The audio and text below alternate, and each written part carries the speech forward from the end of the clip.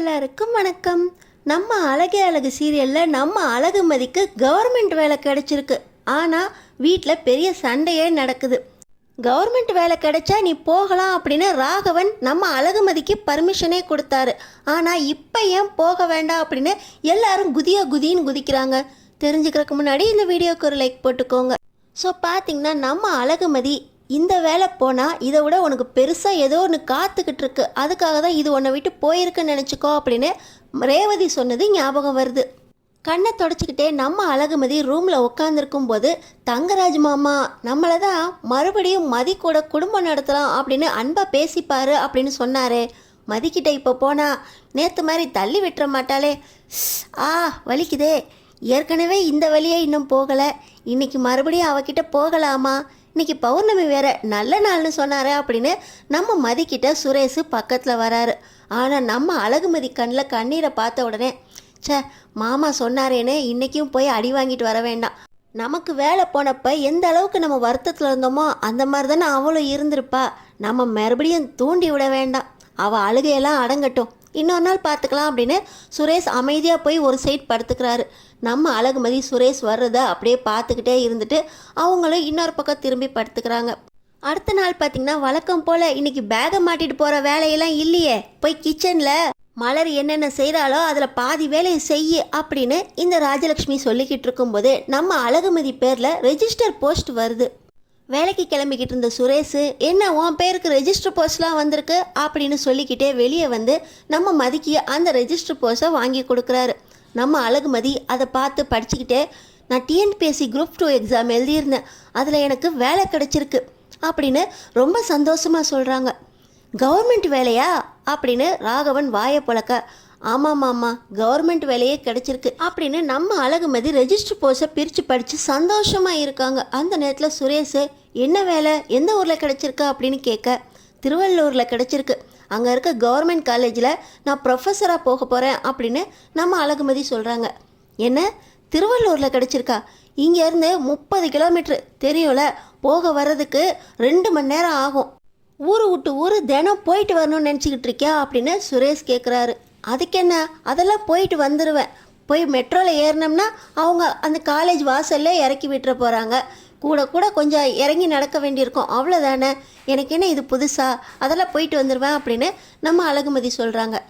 என்னது 30 கிலோமீட்டரா, காலையில் ஏற்கனவே பேகை மாட்டிக்கிட்டு சிங்குன்னு வேலைக்கு போவேன், இப்போ அந்த வேலை போயிடுச்சுன்னு இப்போ தான் கொஞ்சம் அமைதியாக இருந்தேன், அடுத்த நாளே வந்துருச்சே கவர்மெண்ட் ஆர்டரு, இந்த வேலைக்கெல்லாம் நீ போக வேண்டாம், பேசாமல் மலரோட கிச்சனில் வேலையை செய் அப்படின்னு ராஜலக்ஷ்மி சொல்கிறாங்க. ஏ லட்சுமி, நீ என்ன பேசிக்கிட்டு இருக்க, கவர்மெண்ட் உத்தியோகம் ஈஸியாக கிடச்சிருமா என்ன, இங்கே இருக்க திருவள்ளூரில் கிடச்சிருக்கு, அதெல்லாம் அவள் போயிட்டு வந்துடுவா அப்படின்னு ராகவன் சொல்கிறாரு. பக்கத்தில் இருக்க பாக்கியராஜ் ஆணை பொழந்துக்கிட்டு இருக்காரு. நேற்று என்னன்னா இந்த மாப்பிள்ளைக்கு கொஞ்சம் கூட விவரமே இல்லை, எதை சொல்லணும் எதை சொல்லக்கூடாதுன்னு தெரியாமல் அவர் பாட்டு ரேவதியை பற்றி சொல்லிட்டு போகிறாரு அப்படின்னு ரேவதிக்காக தங்கராஜையே திட்டினாரு. இன்றைக்கி பார்த்தா கவர்மெண்ட் உத்தியோகம் போயிட்டு வரட்டும் அப்படின்னு மதிக்காக பேசுகிறாரு அப்படின்னு பாக்கியராஜ் வாயை பொழந்துக்கிட்டு இருக்கா. இன்னொரு பக்கம் சுரேஷ், அப்பா அது எப்படி இவளை தனியாக அவ்வளோ தூரம் அனுப்ப முடியும் அப்படின்னு கேட்குறாரு.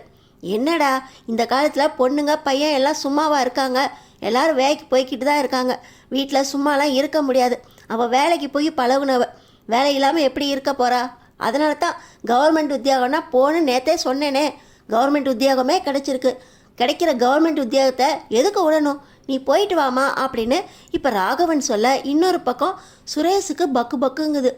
இவ வேலைக்கு போனால் எவ்வளவா சம்பளம் அப்படின்னு மறுபடியும் நம்ம மதிக்கிட்ட கேட்க அதெல்லாம் 40,000 ரூபா 50,000 ரூபா வரும் அப்படின்னு சொல்கிறாங்க. இப்போ ராஜலக்ஷ்மி 20,000 ரூபா சம்பளத்துக்கே குதின்னு குதிச்சா, இப்படி 50,000 ரூபா 60,000 ரூபா சம்பளம் கிடைச்சா இவ நம்ம தலைக்கு மேலே ஏறி உக்காந்துருவாளே அப்படின்னு மனசுக்குள்ளே திட்டம் போட்டுக்கிட்டு இருக்காங்க. இன்னொரு பக்கம் பார்த்திங்கன்னா நம்ம மலர் குரூப் ஆரம்பிச்சிருக்காங்களே, இந்த வாட்ஸ்அப் குரூப்பில் ரேவதி கிட்ட சந்தோஷமாக மதிக்கு கவர்மெண்ட் உத்தியோகம் கிடச்சிருச்சு அப்படின்னு சந்தோஷமாக வாய்ஸ் மெசேஜ் அனுப்புகிறாங்க. இந்த ரேவதி சும்மா இருக்க மாட்டாமல் தங்கராஜ்கிட்ட போய் அப்பாடா மதிக்கு வேலை இல்லாமல் ரொம்ப கஷ்டப்படுவாளேன்னு நினச்சேன், மதிக்கு வேலை கிடச்சிருச்சாங்க கவர்மெண்ட் உத்தியோகமா அப்படின்னு போய் தங்கராஜிட்ட சொல்லிடுறாங்க. சொல்லி அடுத்த நிமிஷமே ஐயோ தெரியாமல் இவர்கிட்ட போய் சொல்லிட்டோமே, நேற்று தானே ஒரு பூகம்பம் வெடிச்சிச்சு, இவர் போய் நம்மளை அவங்க அப்பா அம்மா கிட்ட மாட்டி விட, நம்ம இவரை அவங்க அம்மா கிட்ட மாட்டி விட, இப்போ வேலை கிடச்சிச்சுங்கிற விஷயத்த வேற உளறிட்டோமே அப்படின்னு காஃபியை வாங்கிக்கிட்டு யோசிக்கிறாங்க. தங்கராஜ், என்னது நேற்று தானே உத்தியோகம் போச்சு, மறுபடியும் உத்தியோகம் கிடச்சிருச்சா அப்படின்னு தங்கராஜ் கேட்குறாரு. அது வந்துங்க, ஆமாம் அவளுக்கு கவர்மெண்ட் வேலை கிடச்சிருச்சாங்க அப்படின்னு தங்கராஜ்கிட்ட சொல்லிட்டு, சந்தோஷமான விஷயங்க, நான் போய் கேசரி செய்கிறேன் அப்படின்னு உள்ளே போகிறாங்க. என்ன ரேவதி உள்ளே போகிற, நம்ம உங்கள் அப்பா அம்மா வீட்டுக்கு போயிட்டு வருவோம், கிளம்பி வா அப்படின்னு சொல்ல, பசங்க ஸ்கூலுக்கு போயிருக்காங்க, லஞ்ச் பேக் பண்ணுமே, அதெல்லாம் அம்மா பார்த்துக்குவாங்க, நீ வா அப்படின்னு சொல்லி ரேவதியை கூட்டிகிட்டு தங்கராஜ் நேராக இங்கே வீட்டுக்கு வராரு. இன்னொரு பக்கம் நம்ம மதி ரொம்ப சந்தோஷமாக இருக்காங்க. காரணம், ராகவன் மாமாவும் ஒத்துக்கிட்டாரு, கவர்மெண்ட் வேலைன்னொடனே அவரும் ஒத்துக்கிட்டாருன்னு சந்தோஷமாக இருக்காங்க. இந்த நேரத்தில் தான், மாமா நான் ஒரு விஷயம் கேள்விப்பட்டேனே அப்படின்னு தங்கராஜ் உள்ள நுழையிறாரு. வாங்க மாப்பிள்ள வாங்க, இவளுக்கு வேலை போனதும் ஒரு விதத்தில் நல்லதாக போச்சு மாப்பிள்ள, கவர்மெண்ட் உத்தியோகமே கிடைச்சிருக்குது. வீட்டில் கவர்மெண்ட் உத்தியோகம் கிடைக்கிறதுனா சும்மாவா, பாக்கியராஜும் கவர்மெண்ட் உத்தியோகத்துக்கு போகிறான், சுரேஷும் கவர்மெண்ட் உத்தியோகத்துக்கு போகிறான், இவ தான் இருக்கிற வேலையும் போய்விட்டு வந்து நிற்கிறாளே அப்படின்னு நான் கவலைப்பட்டுட்டு இருந்தேன். பாருங்க மாப்பிள்ள, இவளுக்கும் கவர்மெண்ட் உத்தியோகம் கிடைச்சிருச்சு, பரவாயில்ல அப்படின்னு ராகவன் சொல்கிறார். என்ன மாமா பரவாயில்ல, இவ வேலைக்கு போகிறேங்கிற பேரில் இவ திமிரை ஆடிக்கிட்டு இருந்தா, இந்த திமிரை அடக்கணும்னு தானே நான் பண்ண வேலை, இப்போ பார்த்தா இந்த வேலை கிடச்சிருச்சுன்னு சந்தோஷப்பட்டுட்டு இருக்கீங்க அப்படின்னு தங்கராஜ் வாயை விட்டுறாரு. என்ன மாப்பிள்ள சொல்கிறீங்க, இவ திமிரை அடங்குறான்னு நீங்கள் வேலை பார்த்தீங்களா, என்ன சொல்கிறீங்க, என்ன பண்ணீங்க அப்படின்னு ராகவன் கேட்குறாரு. அதான் மாப்பிள்ள சொல்கிறாரு இல்லைங்க, இப்போ எதுவும் பேச வேண்டாம் அப்படின்னு ராஜலக்ஷ்மி சொல்கிறாங்க. பக்கத்தில் நம்ம மதி சந்தோஷத்தோட அந்த கவர்மெண்ட் ஆர்டரை கொண்டு வந்துட்டு நிற்க, என்ன பேசிக்கிட்டு இருக்கீங்க, என்னை பற்றி தான் பேசுன மாதிரி தெரியுது, என் வேலை போகிறதுக்கு நீங்கள் தான் காரணமா அப்படின்னு மதி கேட்குறாங்க. ஏய் மதி, யார்கிட்ட பேசிக்கிட்டு இருக்கேன்னு தெரியுதா, மாப்பிள்ளையவே கேள்வி கேட்பியா நீ, உள்ளே போய் காஃபி கொண்டு வா அப்படின்னு சொல்லி மதியை உள்ளே விரட்டுறாங்க ராஜலக்ஷ்மி. இப்போ நம்ம மதி, அதெல்லாம் முடியாது, நீங்கள் உண்மையை சொல்லியே ஆகணும், என்ன பண்ணீங்க, என் வேலை எதுக்காக போச்சு, நீங்கள் எதுவும் பண்ணீங்களா அப்படின்னு கேட்க, ஆமாம் நான் தான் பண்ணேன், இந்த 20,000 ரூபா சம்பளத்துக்கு நீ அங்கே வேலைக்கு போகிறேன்னு என்ன ஆட்டம் ஆடின, சுரேஷை கீழே தள்ளிவிட்டு அவனை மதிக்கவே மாட்டேங்கிற, ஒரு பொண்ணாட்டியாக நடக்க வேண்டாம், ஒரு பொண்ணாவது நடந்துக்கிட்டியா, அதனால தான் உங்கள் பிரின்சிபல் கிட்ட பேசி அந்த வேலை போகிறதுக்கு நான் ஏற்பாடு பண்ணேன், அன்னைக்கு சாயந்தரமே உனக்கு வச்சாருல ஆப்பு, உன் வேலை போச்சுல, அடுத்த நாள்லேருந்து வரவே வேண்டான்னு சொன்னார்ல அப்படின்னு தங்கராஜ் சொல்கிறாரு. அப்போ எல்லாத்துக்கும் காரணம் நீங்கள் தானா, என் வேலை என் மேலே எந்த குறையும் சொல்லாமல் போயிருச்சே, என்ன காரணம்னு சொல்லாமல் டெம்ப்ரரியாக கூட வர வேண்டாம் அப்படின்னா அடுத்த நாள்லே வேலையிலேருந்து நின்றுக்கோ அப்படின்னு சொன்னாங்களேன்னு எப்படி கவலைப்பட்டிருப்பேன், ஆனால் எல்லாத்துக்கும் பின்னாடி இருந்து நீங்கள் தான் கீ கொடுத்ததா அப்படின்னு நம்ம மதி கேட்குறாங்க.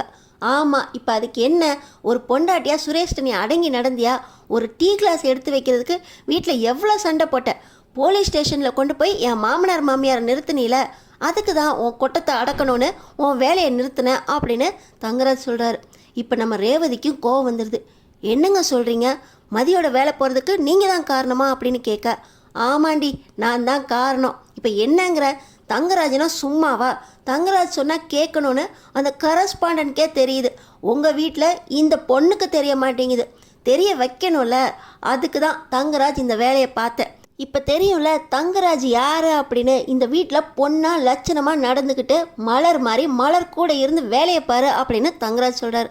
மாப்பிள்ள இப்படிலாம் பேசாதீங்க மாப்பிள்ள, ரேவதியை பற்றி எங்கள்கிட்டயே தப்பாக சொன்னீங்க, ஏதோ மாப்பிள்ளையாச்சே போனால் போகுதுன்னு விட்டுட்டோம், இப்போ பார்த்தா எங்கள் வீட்டு மருமகளுக்கு கிடைச்ச கவர்மெண்ட் ஜாபுக்கு போக வேண்டான்னு சொல்லிக்கிட்டு இருக்கீங்க அப்படின்னு ராகவன் கேட்குறாரு. என்ன மாமா சொல்கிறீங்க, மதிக்கு கவர்மெண்ட் ஜாப் கிடைச்சா உங்கள் மாப்பிள்ளை உங்களுக்கு தேவையில்லாதவன் ஆயிட்டானா, மாப்பிள்ளை செய்கிறதெல்லாம் தப்புன்னு தெரியுதா உங்களுக்கு அப்படின்னு தங்கராஜ் கேட்குறாரு.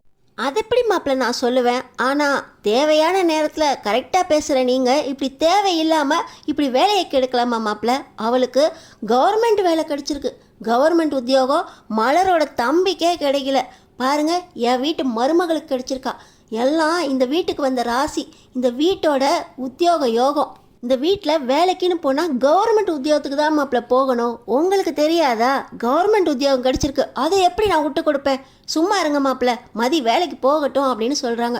இப்போ சுரேஷ் வந்துட்டு, மாமா 30 கிலோமீட்டர் போகிறாளாம் மாமா, தினம் போயிட்டு போயிட்டு வர்றதுக்கே இவளுக்கு நேரம் சரியாக இருக்கும், இவ எங்கே மாமா வீட்டு வேலை பார்க்க போகிறா அப்படின்னு சுரேஷ் கேட்குறாரு. அதுக்காக தான்டா இவ வேலைக்கு போகக்கூடாதுன்னு அந்த வேலையை நான் தூண்டி விட்டேன். இப்போ பார்த்தா அடுத்த வேலை அப்பாயின்மெண்ட் ஆர்டரோட நிற்கிறா. உங்கள் அப்பாவும் மதிக்கு தானே பேசிக்கிட்டு இருக்காரு, நீ சும்மா இருக்க அப்படின்னு சுரேஷ் கிட்ட கேட்க, மாமா அவள் இன்றைக்கும் வேலைக்கு போயிடுவாளே மாமா, சும்மாவே மதிக்க மாட்டா, இதில் வேலைக்கு வேற போகிறாளே அப்படின்னு சுரேஷ் மனசுக்குள்ளே புலம்ப. சுரேஷ் உன் வருத்தம் எனக்கு புரியுது, உங்கள் அப்பாவுக்கு புரிய மாட்டேங்குதேடா அப்படின்னு சொல்லி வேகமாக மதி கையில் இருக்க அப்பாயின்மெண்ட் ஆர்டரை கிழிச்சு போடுறாரு தங்கராஜ். இப்போ நம்ம மதிக்கு பயங்கர கோவம் வந்துடுது. என்ன வேலை செஞ்சீங்க அப்படின்னு சொல்லி தங்கராஜோட சட்டையை பிடிக்க, மதி என்ன பண்ணிக்கிட்டு இருக்க, இவர் இந்த வீட்டு மாப்பிள்ள நீங்கள் செய்கிறது தப்பு மாப்பிள்ள, எதுக்கு அப்பாயின்மெண்ட் ஆர்டர் கிழிச்சு போட்டீங்க அப்படின்னு ராகவனும் நம்ம மதிக்கு ஆதரவாக தங்கராஜுக்கிட்ட சண்டைக்கு போட, என்னங்க பண்ணுறீங்க, மாப்பிள்ளைய சட்டையை பிடிச்சிக்கிட்டு இருக்கீங்க 2 பேரும் சேர்ந்து அப்படின்னு லட்சுமி வர, அத்தை இந்த வீட்டு பக்கமே நான் இனி வரமாட்டேன், உங்கள் பொண்ணு இந்த வீட்டுக்கு வரக்கூடாது அப்படின்னு சொல்லி தங்கராஜ் ரொம்ப கோபமாக கிளம்ப, ராகவன் நம்ம மதிக்காக பேசுனது யாருக்கெல்லாம் பிடிச்சிருக்கோ நம்ம சேனலுக்கு சப்ஸ்கிரைப் பண்ணி அடுத்தடுத்து என்ன நடக்க போகுதுன்னு பாருங்கள்.